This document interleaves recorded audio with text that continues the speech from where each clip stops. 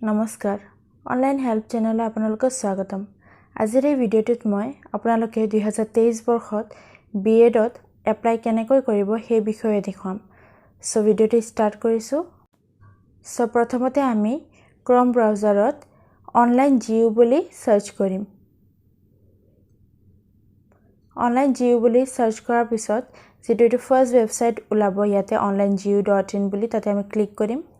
click কৰাৰ পিছত এনেকুৱা ধৰণৰ পেজ আহিব ইয়াতে আমি application for B.Ed entrance examination 2023 তাতে ক্লিক কৰিম ক্লিক কৰাৰ পিছত ইয়াতে যেটো ক্লিক হিয়াৰ লিখা আছে ইয়াতে তাতে আমি ক্লিক কৰি দিম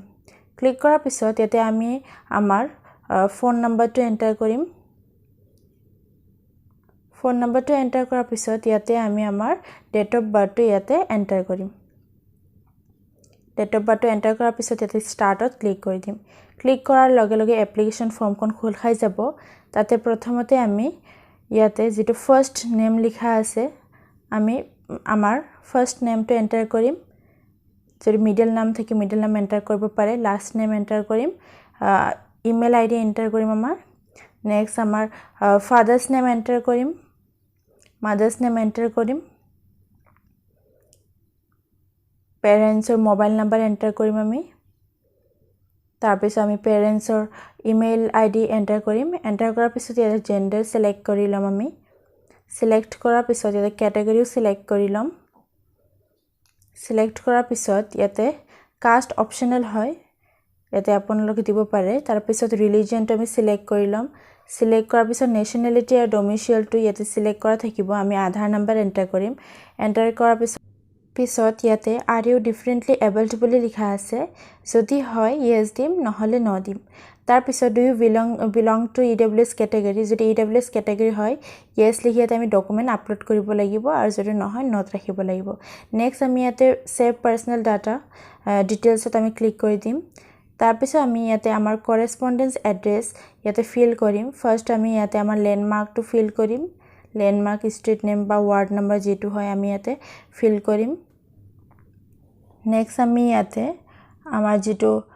ভিলেজ বা টাউন ইয়াতে আমি এটো টাইপ কৰিম ভিলেজ বা টাউন টাইপ কৰাৰ পিছত ইয়াতে আমি আমাৰ ডিস্ট্ৰিক্টটো টাইপ কৰি দিম তাৰ পিছত আমাৰ ষ্টেট ইয়াতে টাইপ কৰি দিম ষ্টেটৰ পিছত আমাৰ কান্ট্ৰিৰ নামটো আমি ইয়াতে টাইপ কৰি দিম তাৰ পিছত আমাৰ ইয়াতে পিন নাম্বাৰ বা পিন কোডটো আমি ইয়াতে এন্টাৰ কৰি দিম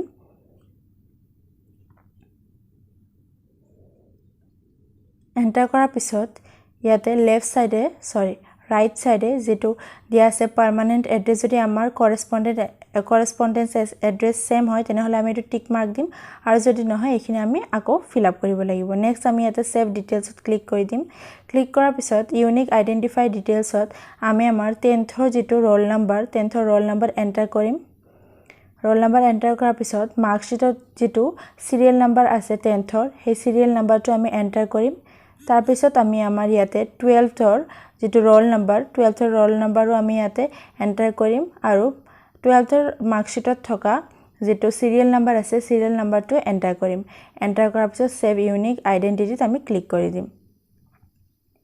ক্লিক কৰাৰ পিছত ইয়াতে আমি স্ক্ৰল কৰিম স্ক্ৰল কৰাৰ পিছত আমি ইয়াতে প্ৰিভিয়াস কোৱালিফিকেশন ডিটেইলছ দিব লাগিব সো আমি প্ৰথমতে HSLC সিলেক্ট কৰি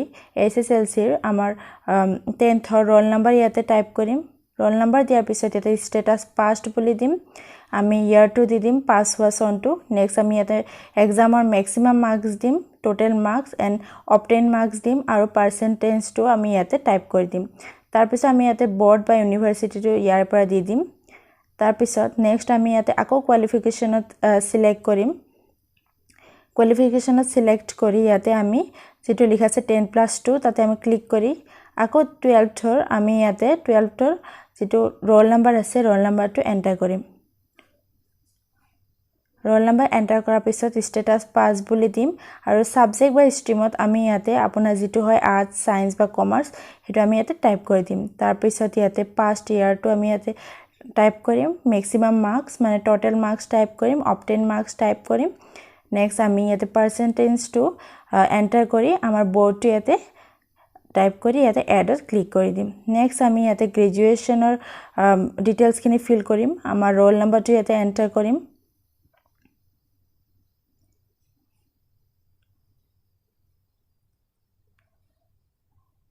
গ্ৰেজুৱেচনৰ ৰোল নম্বৰ এন্টাৰ কৰাৰ পিছত ইয়াতে ষ্টেটাছত পাষ্ট যদি হয় পাষ্ট বা এপিয়াৰ যদি হয় এপিয়াৰ্ড বুলি এন্টাৰ কৰিম সাবজেক্ট আমি ইয়াতে দিম বিএ বিএসসি বা বিকম জিএ হয় আপোনালোকৰ তাৰপিছত ইয়াতে পাষ্ট ইয়াৰটো আমি ইয়াতে টাইপ কৰিম ম্যাক্সিমাম মাৰ্কসটো আমি ইয়াতে টাইপ কৰিম যেটো মেজৰ সাবজেক্টত আমাৰ মাৰ্কস থাকে টোটাল মাৰ্কস হেতু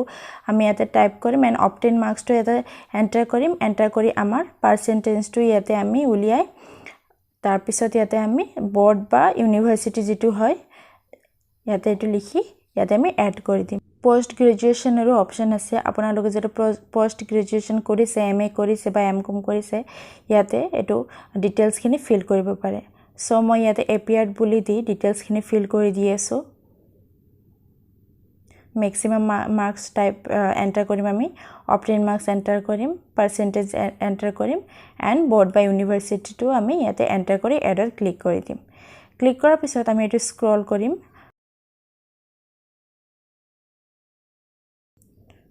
স্ক্ৰল কৰাৰ পিছত ইয়াতে গ্ৰেজুৱেচন মাৰ্কসৰ যেটো ম্যাক্সিমাম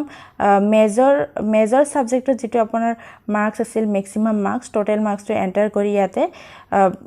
অবটেইন মাৰ্কসখিনি এন্টাৰ কৰিম আৰু জেনাৰেল সাবজেক্টত যেটো টোটাল নম্বৰ আছিল হেতু এন্টাৰ কৰি আৰু অবটেইন মাৰ্কসখিনি ইয়াতে আমি জেনাৰেল সাবজেক্টত এন্টাৰ কৰি যেটো সেভ গ্ৰেজুৱেচন মাৰ্কস লিখা আছে তাতে আমি ক্লিক কৰি দিম ক্লিক কৰাৰ পিছত ইয়াতে কোৰ্স এপ্লাইড ফৰত আমি ইয়াতে ক্লিক কৰি B.Ed সিলেক্ট কৰি লৈ ইয়াতে এডত ক্লিক কৰি দিম নেক্সট আমি ইয়াতে আমাৰ যেটো সেন্টাৰ এক্সাম সেন্টাৰটো ইয়াৰ পৰা সিলেক্ট কৰি লম আৰু সেভ সেন্টাৰত আমি ইয়াতে ক্লিক কৰি দিম ক্লিক কৰাৰ পিছত ইয়াতে আমি ডকুমেন্ট আপলোড কৰিব লাগিব সো আমি ফাৰ্স্ট আমি ফটো আপলোড কৰিব লাগিব ইয়াতে আমি ফটো সিলেক্ট কৰি ইয়াতে আপলোডত ক্লিক কৰি দিম ফটো আৰু গুটেখিনি ডকুমেন্ট আপোনাৰ জেপিজি ফৰ্মত হ'ব লাগিব আৰু এটো 500 কেবিৰ ভিতৰত এটো হ'ব লাগিব আমি নেক্সট সিগনেচাৰটো আপলোড কৰি দিম সিগনেচাৰ আপলোড কৰাৰ পিছত ইয়াতে ডেট অফ বাৰ্থ প্ৰুফ হিচাপে ইয়াতে 10th মাৰ্কশিটটো আপলোড কৰিম তাৰ পিছত ইয়াতে লাষ্ট ইয়াৰৰ গ্ৰেজুৱেচনৰ যেটো মাৰ্কশিট এটো আমি মাৰ্জ কৰি ইয়াতে আপলোড কৰি দিম আপলোড কৰাৰ পিছত এটা যেটো সাবমিট লিখা আছে সাবমিটত আমি ক্লিক কৰি দিম যেটো সাবমিট লিখা আছে সাবমিটত ক্লিক কৰি ইয়াতে ওকে ক্লিক কৰি দিম ক্লিক কৰাৰ লগে লগে এনেকুৱা ধৰণৰ আহিব ইয়াতে download filled form and payment কৰাৰ কাৰণে আহিব সো পেমেন্ট কৰাৰ কাৰণে ইয়াতে পে 2000ত আমি ক্লিক কৰিম ক্লিক কৰাৰ লগে লগে এনেকুৱা ইন্টাৰফেস আহিব ইয়াতে আমি পে থ্ৰু পেমেন্ট গেটৱেত ক্লিক কৰি ইয়াতে click here to pay through BillDesk বুলি আমি ইয়াতে ক্লিক কৰি ওকেত ক্লিক কৰি দিম ক্লিক কৰাৰ পিছত ইয়াত এটো পেমেন্ট গেটৱে লৈ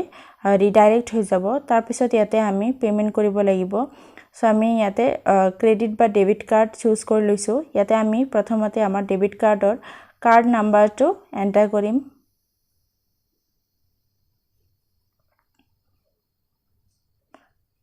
কাৰ্ড নাম্বাৰ এন্টাৰ কৰাৰ পিছত নেক্সট ইয়াতে ডেবিট কাৰ্ডত যেটো এক্সপায়াৰি ইয়াৰ এন্ড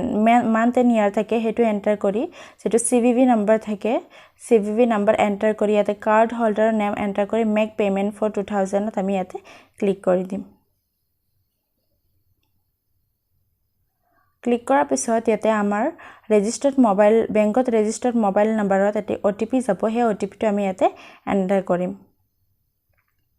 এন্টাৰ কৰাৰ পিছত ইয়াতে আমি প্ৰসিডত ক্লিক কৰি দিম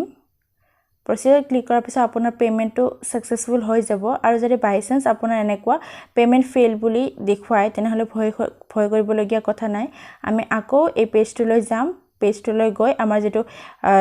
ইয়াতে পেমেন্ট স্ট্যাটাস আৰু ফৰ্ম স্ট্যাটাস লিখা আছে ইয়াৰ পৰা আমি আমাৰ ফৰ্ম এপ্লিকেশন ফৰ্ম এন্ড যেটো পেমেন্ট ৰিসিপ্ট আছে আমি ইয়াৰ পৰা ডাউনলোড কৰি ল'ব পাৰিম সো ইয়াতে মই যেটো এপ্লিকেশন ফৰ্ম আছে হেখন ডাউনলোড কৰি লৈছো ক্লিক কৰাৰ লগে লগে আপোনাৰ এজ এ পিডিএফ এটো ডাউনলোড হৈ যাব আৰু পেমেন্ট ৰিসিপ্টটো আপোনাৰ যেটো আছে হেতু আপোনাৰ ইয়াতে ডাউনলোড হৈ যাব